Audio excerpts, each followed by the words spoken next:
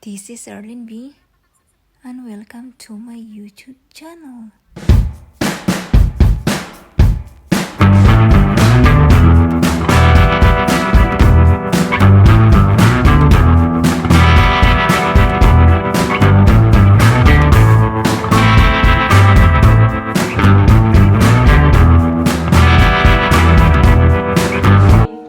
And truly God move has no doubt. He will surprise you unexpectedly. Today, I will offer my testimony to Him, and I share to you how God is an awesome God. It's a dream that one day I could stand on the pulpit and share the goodness of our Lord Jesus Christ. I testified many times already the goodness of God through virtual, but this is my first time to testify in front of people. Honestly, I had a feeling of jealousy when someone shares their testimony and uttered to myself that one day I will stand in front also and finally hear a dream come true. I was 27 when I gave birth to my eldest, Alfred Olan. And my pregnancy for him was all normal. August 2012, when I met my husband in Cyprus, and I was 35 years old at that time. January 2013, I went to a gynecologist in the Philippines for a checkup. I was diagnosed with endometriosis. Endometriosis is a disorder where the tissue that makes up the uterine lining grows outside the uterus. Women with endometriosis often have lower abdominal pain, pain with periods, or pain with sexual intercourse, and may report having a hard time getting pregnant. For further test evaluation through scan, both ovaries had multiple cysts, and one of the cysts is like an orange size. Also, my uterus and both ovaries were swollen. My world turned upside down when the doctor said, "It is difficult for you to get pregnant again because your case is already severe, and why only now you come for checkup?" She suggests removing my left ovary, which has a large cyst. After, I could not help myself but cried and prayed to God that He will give me a child, even just one. After that bad news from the doctor, we left you as soon as possible to Philippines and brought some herbal medicine from Norway. I never lost hope and we went for a second opinion, a private doctor, as suggested by my husband and my family, since they see me almost every day crying. However, the result of the test from the second doctor is the same and never forgets what the doctor said. No one from her patient who has a case like me obtained pregnancy, and better to get rid of both ovaries and the uterus. As the days go by, my husband and I planned for surgery to remove the left ovary nevertheless. So we went again to another private doctor. When the time comes for the operation, my husband suddenly canceled my schedule for the procedure, and he decided to bring me to Norway for proper medication without removing any ovaries.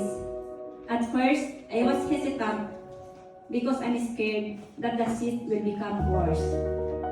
Not knowing that time I was pregnant already. Yes, I got pregnant. I was in my second month pregnancy when I came here in Norway. As what my husband promised me, we went immediately to a doctor for further assessment. To be honest, it was a mixed emotion, thinking about my illness that could lead to complication. But I cling to God that my baby and I will be safe. In my 4th month of pregnancy, my worries came. I started bleeding and diagnosed with placenta previa. Due to this, I bled for 3 months continuously and my water bag broke that led me to forced labor.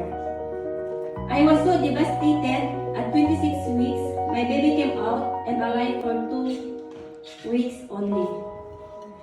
I believe that this occurrence, God has a purpose and reason why this has happened. By that time, the doctors offered us, if we want, they can remove now my uterus and ovaries. But we said no, and we want to try in vitro fertilization, or IVF for short, which is a medical procedure whereby an egg is fertilized by sperm in a test tube or elsewhere outside the body. Since I am suffering for endometriosis, I need to undergo for laparoscopy in preparation for IVF. I had 2 laparoscopy operations way back 2013 and 2016. Year 2015, we started our IVF journey and end up 2017. We tried 3 times in Norway, 2 times in Denmark, and once in Cyprus. It was very heartbreaking that the 6th IVF procedure was done for me was unfruitful. I will be impregnated, however, it will not be developed or it will be a miscarriage. In our last try, the doctor offered us an egg donor. Since my egg quality is very poor, but my husband doesn't want this offer. He said that if we will become pregnant, it will be half from me and half from him. And if we will not get pregnant, he will still love me the same. It was really heartbreaking that the 6th IVF procedure was done for me is unfruitful. I said 2 times. I am very thankful that God gave me a husband who is very supportive. Even though I can give him a child, he persists to love me no matter what. After this unsuccessful IVF journey, I still tried a lot of things to conceive. Searching in the net how to get pregnant. Buy online herbal medicines. Acupuncture, extreme diet, ovulating kit. I fasted, prayed, and sought God's blessing on my prayer. I used wisdom and sought all of the medical interventions that God has provided for infertile purpose. I underwent surgery, medication, injections, etc. All while having faith that God would open my womb again for another child of my own. I struggled for 6 years without success. For this reason, I questioned God. Why I'm experiencing this agony? Why He is so unfair? My husband uses his money for an expensive IVF. But why He never grant us a child? I even asked, is it because God never forgive my sins? It did not make sense and struggle with grief, anger, rejection, depression, and always the question, why me? I cannot control and burst into tears. It was a really tough time to my husband, especially for me. It is indeed depressing, and to avoid thinking of this, I work extensively to divert myself.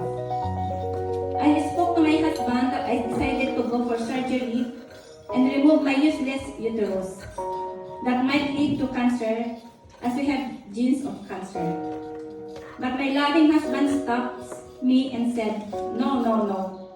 You already got pregnant, hence there is a great chance that you will get pregnant again. Just have faith.